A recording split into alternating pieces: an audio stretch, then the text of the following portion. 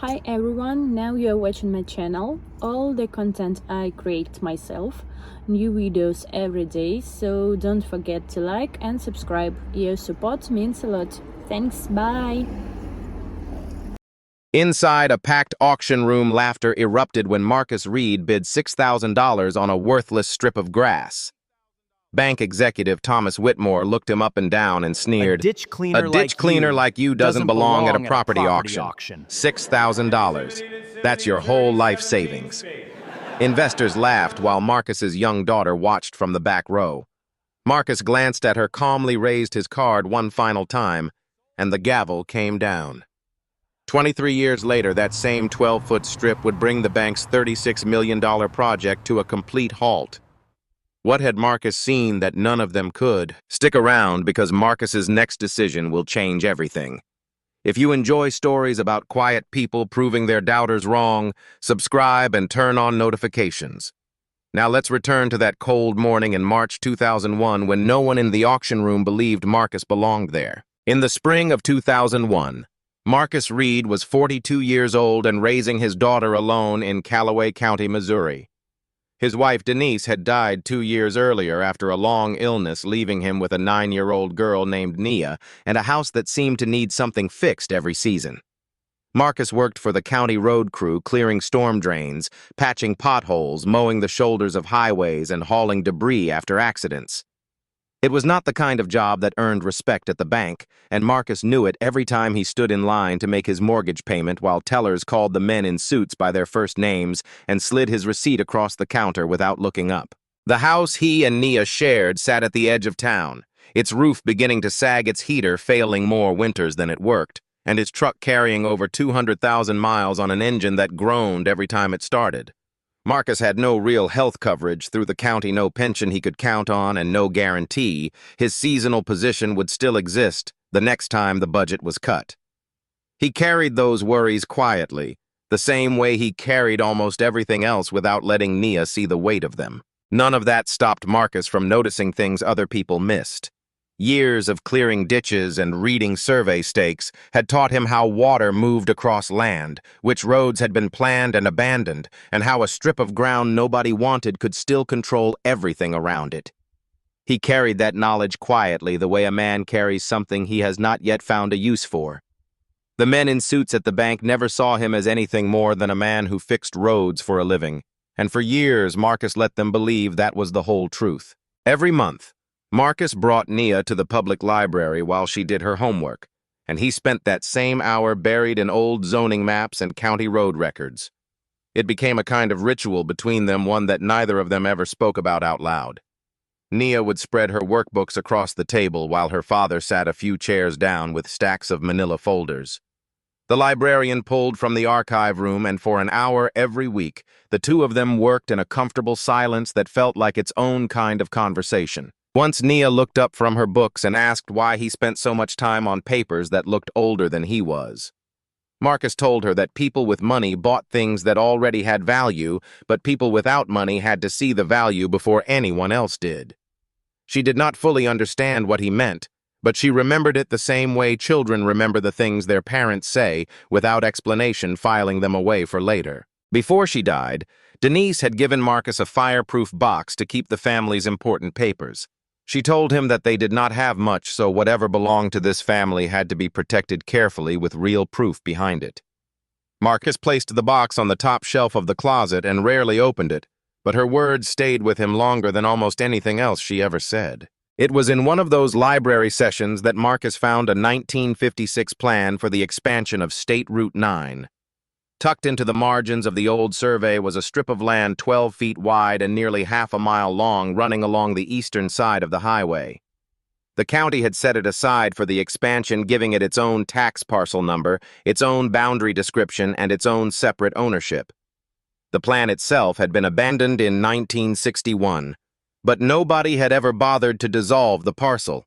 It simply sat there in the records, forgotten, listed under the name Parcel 7C. On its own, the strip was almost useless.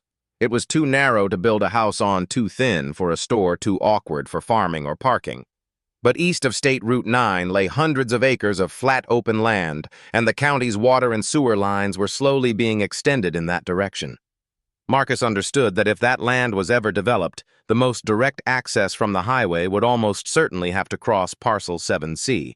He did not know who might build there or whether it would happen in 5 years or 20 or never at all. He only knew that the strip was not as worthless as it looked on paper. Around that same time, Callaway Community Bank announced an auction of foreclosed and surplus properties, and Parcel 7C was buried in the list. The bank had no project planned for that side of the highway. They simply wanted to stop paying taxes and maintenance costs on a sliver of land that produced nothing. Marcus knew this was not a safe bet by any measure, but he also understood that the value of Parcel 7C had nothing to do with what could be built on it, and everything to do with what would one day be forced to pass through it. The auction took place on a cold morning in March.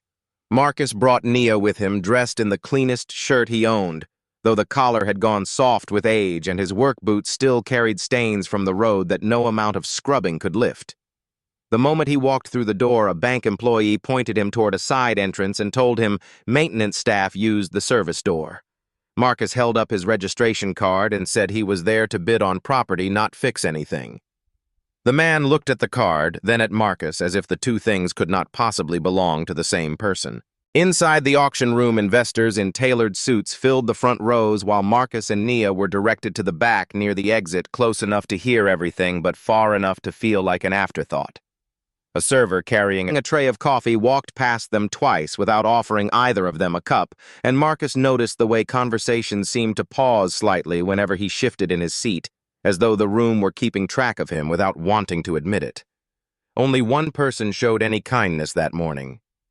Evelyn Price, an older woman who worked in the bank's records department, quietly set a glass of water in front of Nia without saying a word, and without joining the laughter that would come later. When Marcus stepped up to register his bid, he was asked a second time to prove he could pay in cash, even though none of the other buyers had been asked twice. Thomas Whitmore, then 35 years old and serving as the bank's assistant director of property assets, looked over Marcus's $6,000 cashier's confirmation and said the auction ran on cash only and the bank did not offer payment plans for seasonal laborers. Marcus answered simply that he already knew that. When Parcel 7C came up for bid, it opened at $4,000, and no one in the room showed any interest. Marcus raised his card and said, $4,000. A man near the coffee table offered $5,000 clearly just to entertain himself, and Marcus raised again. $6,000. The room went quiet for a moment before the laughter started. Thomas walked toward him and asked if he really intended to spend his entire savings on a 12-foot strip of grass. One of the board members nearby said maybe the man thought owning a few feet of dirt would make him a gentleman, and someone else added that tomorrow he would still be back cleaning ditches for the county. Marcus let it pass over him, but then Thomas turned toward Nia and said a responsible father would use $6,000 to give his daughter a better life. That line landed harder than anything else said in the room. Marcus looked at his daughter and thought about everything that money could fix, from the roof over their heads to the truck that barely started most mornings to the kind of head start on her education he had never been able to give her. For a moment, his hand holding the auction card began to lower. Nia did not understand what was happening around her. She only saw her father standing in a room full of people laughing, and she was watching him, not the auction. Marcus understood in that instant that she was not just witnessing a purchase. She was learning how a man responds when a room full of strangers tells him he does not belong in it. He raised the card again. My bid is still $6,000. Thomas smiled thinly and said fixing roads for people who owned land did not mean Marcus understood real estate. Marcus looked directly at him and said his daughter was watching, and he would not teach her that a man has to leave a room just because the people inside it think he does not belong there. The laughter thinned out. The gavel came down. Marcus had won. As the bank's representative, Thomas signed the transfer deed, the survey, the boundary description addendum, and the title warranty for Parcel 7C, sliding the paperwork across the table with one final comment telling Marcus not to come back complaining once he realized he had bought himself a problem. Marcus picked up the folder and told him he would not be coming back to blame anyone. Then he added one more line before walking away. Someday Thomas would be the one coming to find him. The room laughed again, but Marcus barely heard it this time. He drove home with Nia in the passenger seat, the folder of documents resting on her lap like something fragile, and neither of them said much during the ride. Once inside, Marcus pulled Denise's fireproof box down from the closet shelf for the first time in longer than he could remember, and placed the deed, the survey, and the title warranty inside it, right next to the folded photographs and the handwritten letters his wife had left behind. Nia studied the map for a moment and asked what exactly they had just bought. Marcus pointed to the narrow strip marked Parcel 7C and told her it was a door. When she asked where the door led, he admitted that right now it did not lead anywhere at all. He closed the box and told her that was exactly why they would have to wait. And as he set the box back on its shelf, he allowed himself just for a moment to wonder how long that waiting might actually take. Years passed without a single sign that Parcel 7C would ever matter to anyone but Marcus. He kept working the same road crew shifts, picking up extra hours whenever the county offered them, patching his own roof with materials he could afford, and mowing the narrow strip of grass twice a year just to keep the weeds down. His truck kept breaking down, and he kept borrowing a neighbor's when it did. Every tax bill for the parcel went into Denise's fireproof box, stacking up year after year like a quiet record of patience nobody else could see. Around town, people started calling it Marcus's strip of grass, usually with a laugh attached. A few co-workers on the road crew liked to greet him by asking how the real estate empire was coming along, and Marcus usually smiled and let it go. But some nights, driving home to a house that still leaked when it rained hard enough, he found himself wondering whether the men laughing at him might actually be right. There were mornings when Marcus stood at the edge of the parcel with a mower in hand, looking out at the flat, undeveloped land stretching east toward nothing in particular, and asked himself honestly whether he was a patient man or simply a stubborn one. He never fully answered the question. He only kept mowing, kept paying the taxes, and kept telling himself that the day the land finally mattered would arrive on its own schedule, not his. Some years he almost forgot why he had bought it in the first place, and only the sight of the fireproof box on the closet shelf reminded him. In 2007, Thomas Whitmore became president of Callaway Community Bank and started a development arm called Heritage Development Partners. The new company began quietly buying up land east of State Route 9 parcel by parcel without any public announcement of what it might eventually become. Thomas did not need Parcel 7C yet, and he was in no hurry. He assumed that sooner or later a man with a mortgage and a maintenance job would sell, rather than keep holding on to something that produced no income at all. That assumption got its first real test in 2010 when a severe storm tore a section off the roof and left water pouring straight into Nia's bedroom. Marcus and his daughter spent that spring setting out buckets under the ceiling every time it rained, watching the stains spread across the plaster while Nia, still just a teenager, then learned to fall asleep to the sound of dripping water. Thomas showed up not long after with an offer of $40,000 for the parcel, more than enough to replace the roof, fix the truck, and put a real dent in the mortgage. Marcus turned him down. Thomas looked at the sagging ceiling and the water-stained walls and told him he was letting his daughter sleep under a leaking roof just to hold on to a strip of grass, and that was not vision, that was foolishness. Marcus asked him plainly why, if the land was worthless, the bank kept offering him money for it. Thomas had no answer for that, and he left without one, though the question clearly stayed with him longer than he wanted to admit. That night, Marcus sat alone under the same leaking roof, holding Thomas's business card in his hand. He picked up the phone and dialed the bank's number, listening to it ring once before he set the receiver back down.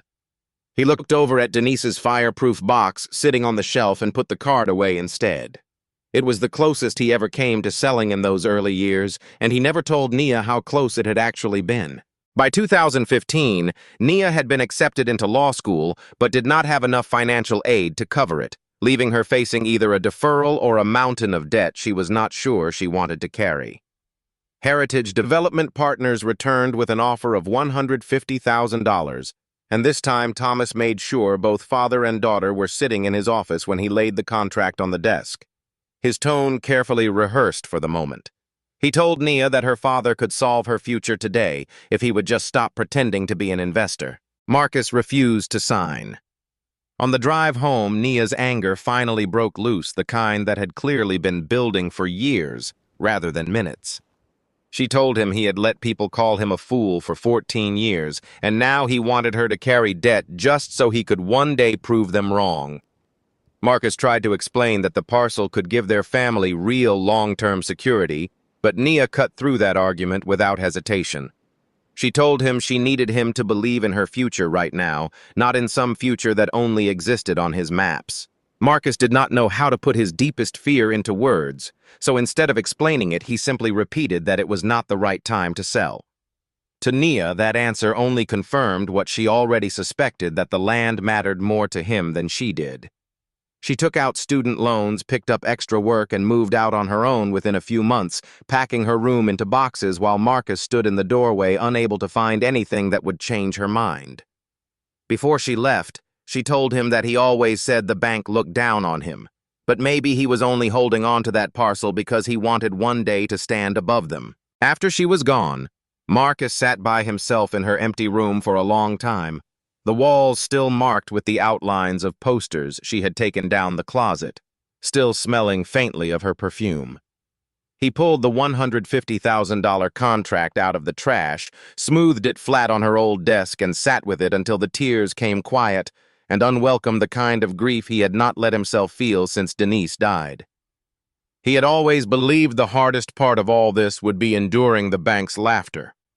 He understood now that the hardest part was watching his own daughter walk out the door over a decision he could not yet prove was right. 6 years later, in 2021, the bank's legal department sent Thomas a memo warning him directly that Parcel 7C could be the only legal access point for any future development, that Marcus still held clear ownership, and that no project should be announced publicly until access was secured.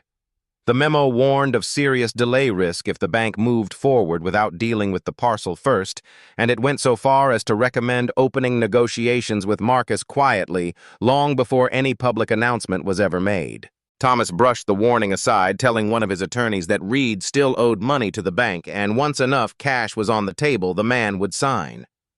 When the attorney asked what would happen if he refused, Thomas answered without much thought that men like Marcus Reed did not turn down $500,000. He let the project keep moving forward without giving the board the full picture of the risk, sitting quietly along the eastern edge of State Route 9, confident that his own read on the situation was more reliable than anything written in a legal memo. That same year, the bank offered Marcus $350,000. He was nearly 62 years old by then, his health slower than it used to be, the house still needing more repairs than he could keep up with, and his relationship with Nia still distant after everything that had happened between them. He held the contract through an entire sleepless night, turning it over on the kitchen table more than once, and still could not bring himself to sign it. In the notebook where he tracked everything related to the parcel, Marcus wrote a single line that night: "The price keeps rising because they are starting to need it." Underneath that, he added one more thought, one that had been sitting unspoken in the back of his mind for years, the kind of question a man only lets himself ask in the middle of the night. What if he was right about the land, but wrong about his daughter? Early in 2024, Callaway Community Bank finally announced the full scope of what it had been building toward for nearly 2 decades, a $36 million development called Crossroads Commons.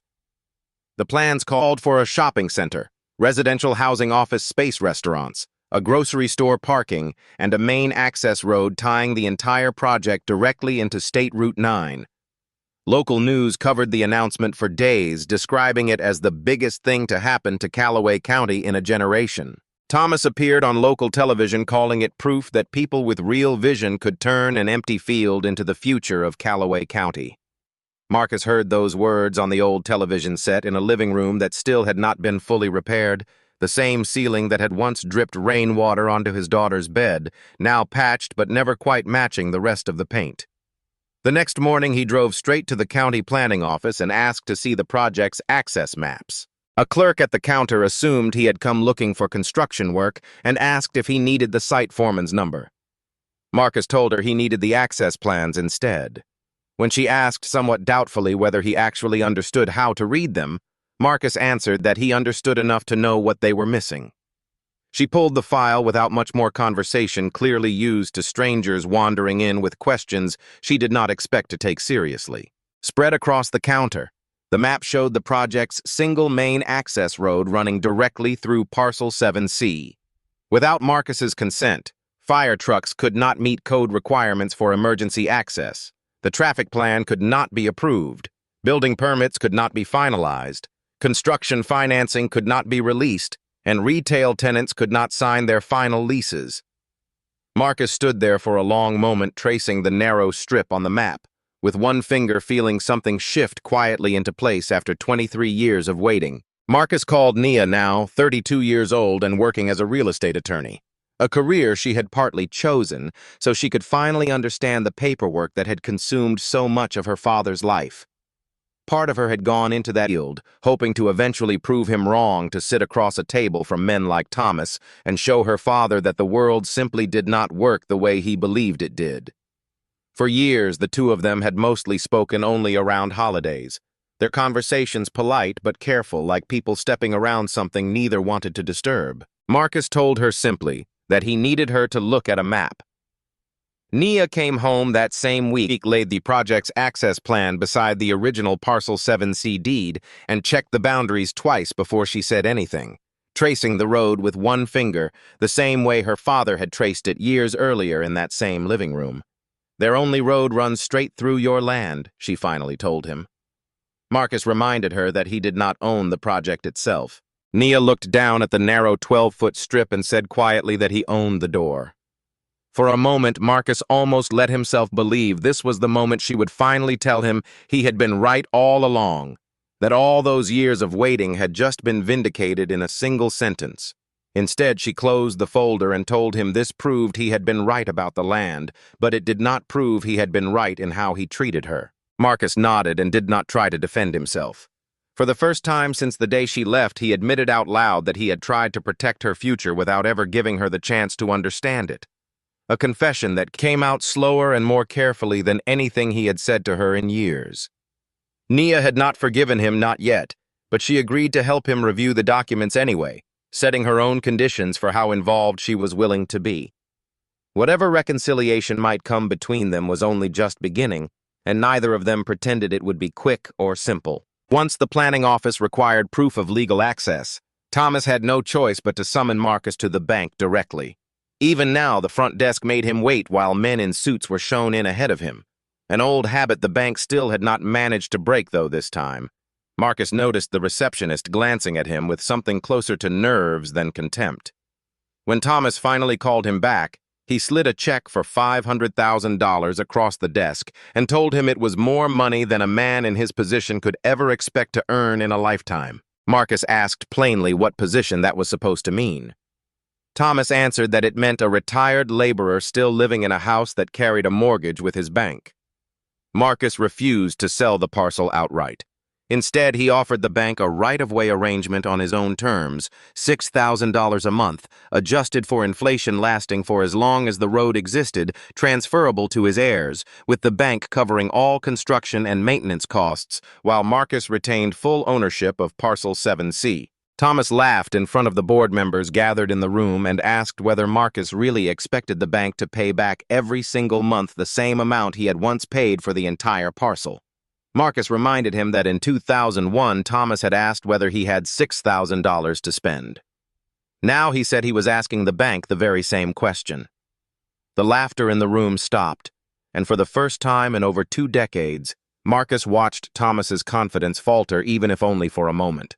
Unable to force a sale through negotiation, the bank turned to pressure instead, and it came in stages rather than all at once.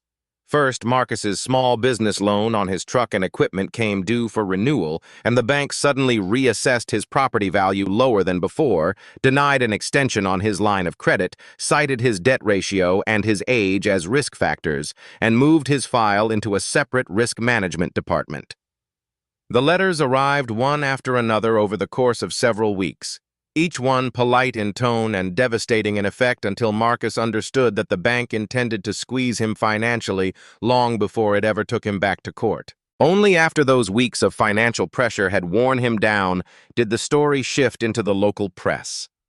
Articles began describing Marcus as a man blocking hundreds of jobs, demanding unreasonable money, and exploiting a paperwork technicality to hold an entire community's future hostage. One story ran his photograph in his work clothes under the headline, "Retired Laborer Blocks, $36 million Project," and within days the story had been picked up by two other local outlets, each one repeating the same framing without ever calling him for comment. It was only in the days following that coverage, once public opinion had been given time to sour, that protesters began gathering outside his house, standing at the edge of his yard with signs demanding he let the project through. One evening, a rock came through the window of what had once been Nia's bedroom, scattering glass across the floor she used to walk barefoot on as a child. Marcus swept up the broken pieces alone that night, his anger not really about the window at all, but about the empty room.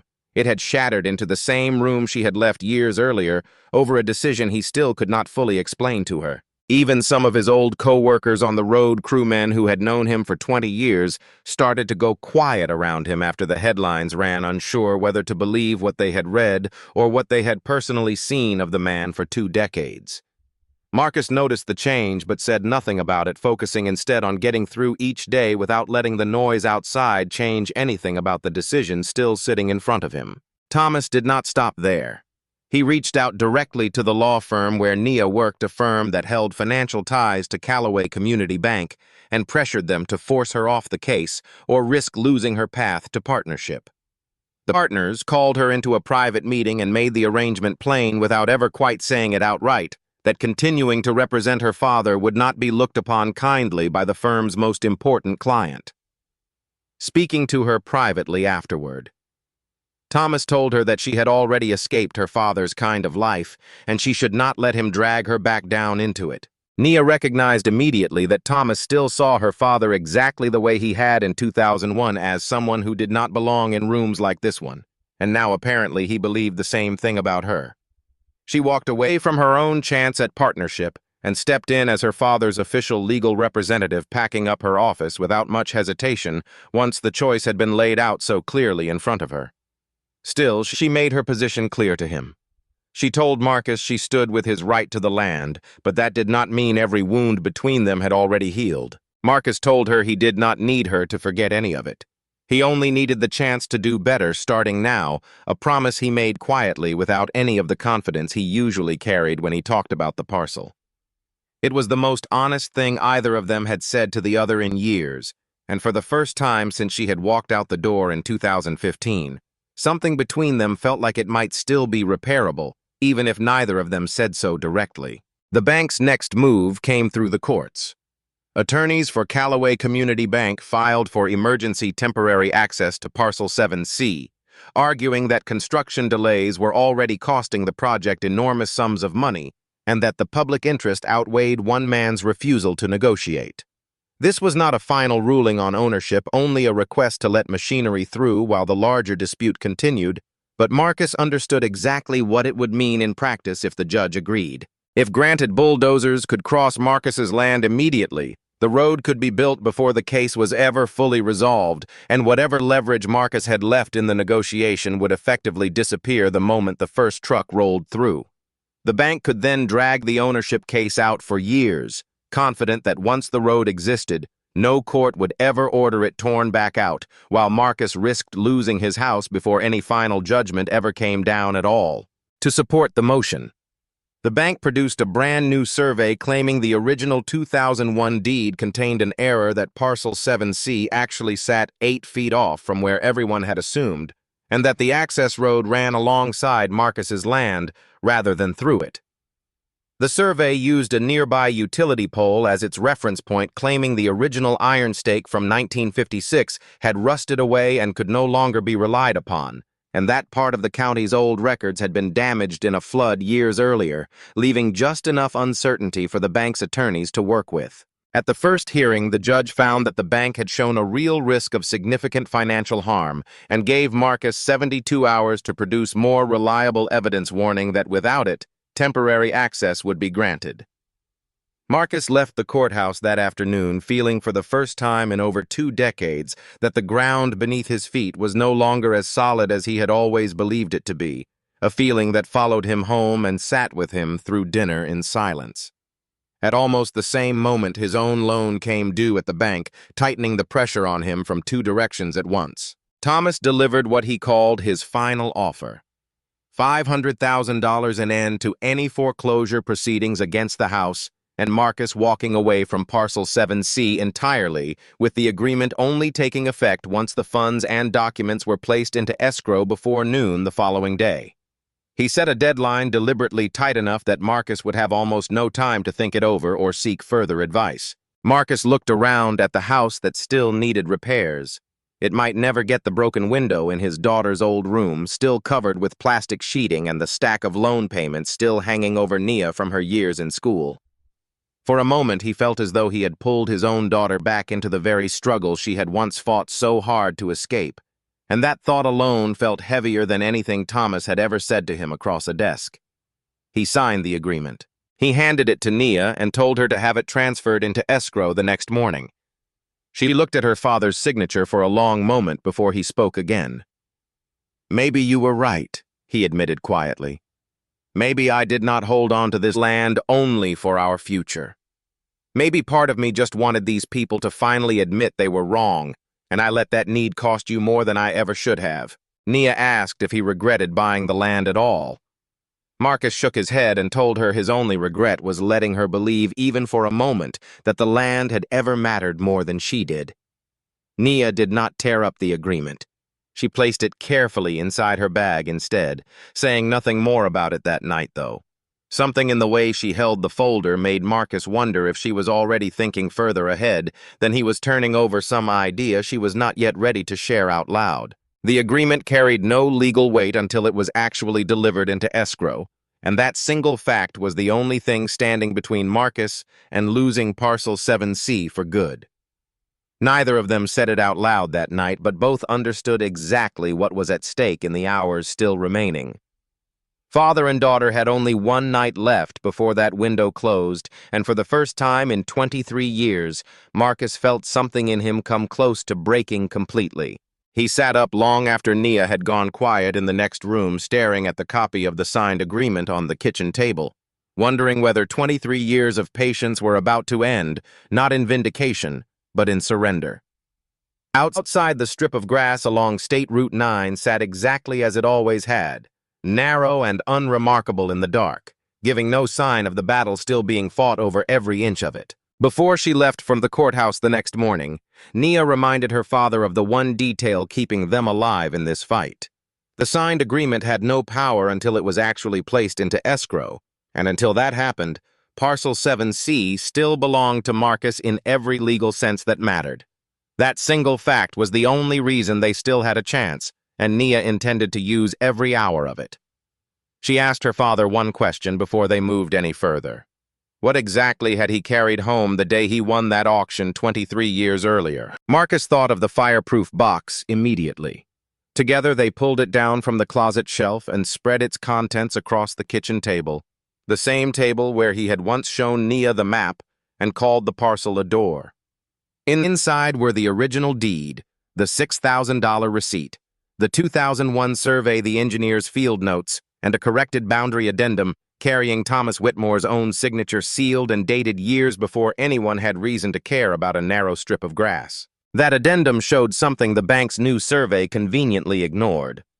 Before the sale had ever closed, the bank itself had caught a typographical error in the boundary description and corrected it through a stamped, signed document, the same document Thomas had personally approved at the time.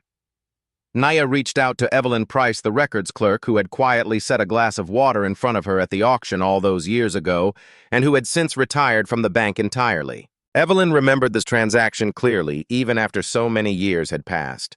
She was the one who had stamped the file, attached the addendum to the deed, kept a copy in the bank's own vault, and personally witnessed Thomas sign the title warranty. When Nia asked if she would testify, Evelyn agreed without much hesitation, telling her simply that she never knew how much that strip of land would end up being worth, but she remembered exactly how the room had laughed the day Marcus bought it. Nia hired an independent surveyor to settle the boundary question once and for all. Working from the original 1956 plan, He located a separate concrete monument buried near the old bridge, a reference point the original engineers had set as backup in case the iron stake was ever lost, and one the bank's own survey team had never bothered to check. Measured from that concrete monument, rather than the utility pole the bank had relied on, the true boundary of Parcel 7C sat a full 8 feet away from where the bank claimed it did. A discrepancy the bank's own survey had conveniently left unexamined. That morning, Nia never delivered the signed agreement into escrow. Instead, she and Marcus walked into the emergency hearing together, carrying 23 years of paperwork between them.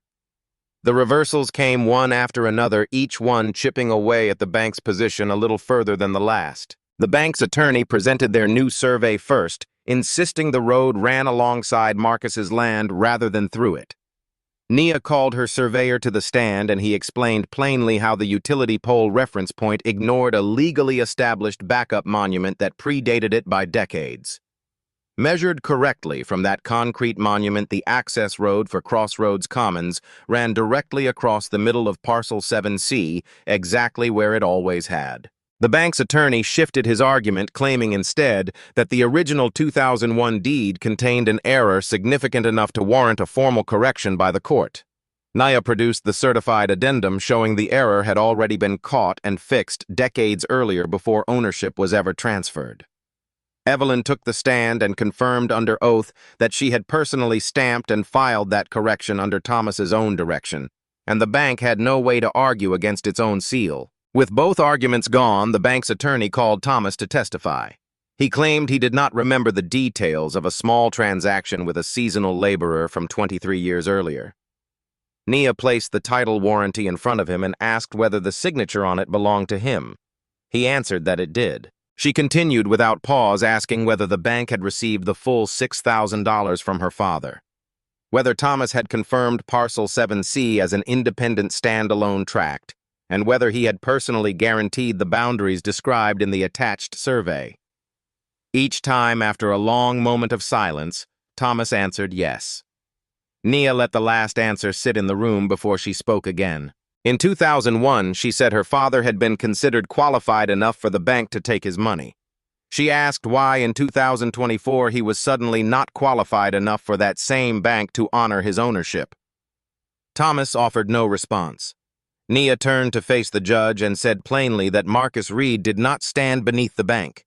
He simply stood on the land the bank now needed. The judge did not rule on the full ownership dispute that day, but he found that the bank had failed to prove any legitimate right of access through Parcel 7C, and that its new survey relied on a reference point with no established legal standing. The request for temporary access was denied. The current boundaries would remain in place, no construction could proceed without a formal agreement with Marcus, and the disputed survey would be sent for independent professional review. Marcus had not won the entire case, but the bank had lost the one thing it needed most, the ability to start building immediately. Within days, the county planning office suspended the conditional permit for Crossroads Commons. Inspectors arrived at the site and posted a stop work order across the entrance gate. The bulldozers went silent. Workers packed up their equipment and left. Retailers who had been ready to sign their final leases put everything on hold, and one major investor froze the next round of funding, entirely unwilling to keep pouring money into a project that could not legally move forward. Every day of delay cost the bank more in interest on construction loans, in fees owed to contractors already under contract, in penalties from commercial tenants, in mounting legal costs, and in credibility with investors who had trusted Thomas's timeline. The board of directors opened an internal investigation and quickly found the 2021 memo warning Thomas that Parcel 7C represented a serious risk, a memo he had never shared in full with the rest of the board. The investigation confirmed that he had concealed that risk, leaned on Marcus's loan to apply pressure, and allowed construction to move forward without securing legal access. Thomas was suspended from his position while the investigation continued. With their strongest option gone and every additional week bleeding money the bank could not afford to lose, the board had no real alternative left but to negotiate directly and quickly. Dragging the case through years of litigation would cost far more than settling with Marcus ever could, especially with investors already threatening to withdraw if construction did not resume soon. Thomas was ordered to return to Marcus's house this time alongside a representative of the board and sit at the same kitchen table where he had once stood over Marcus after the storm in 2010, calling him foolish for refusing $40,000 while the ceiling still dripped above them. Thomas opened by calling $6,000 a month an unreasonable amount. Marcus did not repeat the line he had used weeks earlier. Instead, he told Thomas that he had once called him a man who understood nothing about real estate yet. For 23 years, it was Thomas who never understood how much power a 12-foot strip of land could hold over a $36 million project. He slid the agreement across the table. The final terms held firm. $6,000 a month adjusted for inflation lasting as long as the road remained in use, transferable to his heirs, with the bank covering construction and maintenance costs and reasonable legal fees, while Marcus kept full ownership of Parcel 7C. His original loan was moved to an independent lender and refinanced at standard market terms, free from the bank's direct leverage for the first time in over 2 decades. Marcus did not walk away with every debt erased, and Nia still carried her own student loans, but the bank could no longer use either of their finances as a weapon. Rather than demand a scholarship fund from the bank itself, Marcus chose instead to build one of his own using part of the new income to establish the Denise Reed Fund, supporting the children of working single parents in the county. He told Nia that her mother had always believed whatever belonged to their family should be protected carefully, and that once they had more than they needed, it was time to open the door for someone else. The internal investigation concluded soon after, and Thomas Whitmore was forced to resign for concealing known risk and using the bank's financial leverage against a private landowner. Marcus's first payment arrived not long after, exactly $6,000, the same figure he had once handed over at auction with the whole room laughing at him. Nia placed the new receipt inside Denise's fireproof box, right beside the faded one from that first purchase, and told her father it had taken 23 years for that number to come back around. Marcus told her it had taken 23 years for them to understand everything it had cost along the way. I used that first payment to finally finish repairing the roof.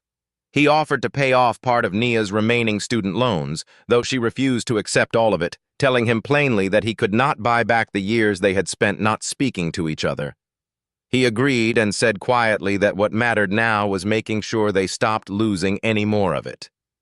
From that point on, they began having dinner together every week, and while old wounds did not disappear overnight, Marcus no longer made decisions about either of their futures alone. At the rescheduled groundbreaking for Crossroads Commons, organizers offered Marcus a seat in the front row. He looked at the chair for a moment, then walked instead to stand beside Nia on the opposite side of State Route 9, where the first construction vehicles were finally crossing Parcel 7C under a new agreement bearing his own signature. When Nia asked why he had turned down the seat, Marcus told her he no longer needed anyone else to decide where he belonged. In 2001, the bank had treated him as a man unfit to stand in their auction room. 23 years later, their entire project could not move an inch without his permission. Marcus had not won because he was wealthier than the bank.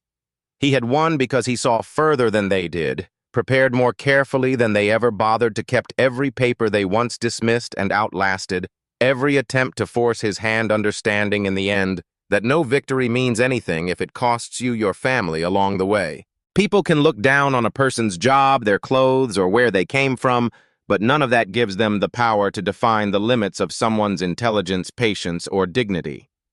Real worth is never found in the seat someone else offers you. It is found in what you build when no one believes in you at all. If Marcus's story reminded you that patience and quiet preparation can outlast any room full of people underestimating you, we would love to have you back for the next one. Subscribe to the channel and turn on notifications so you never miss a story like this, and drop a comment below letting us know which moment hit you the hardest. If you were Marcus, would you have taken the $500,000 right away or held on to the land to protect your family's future?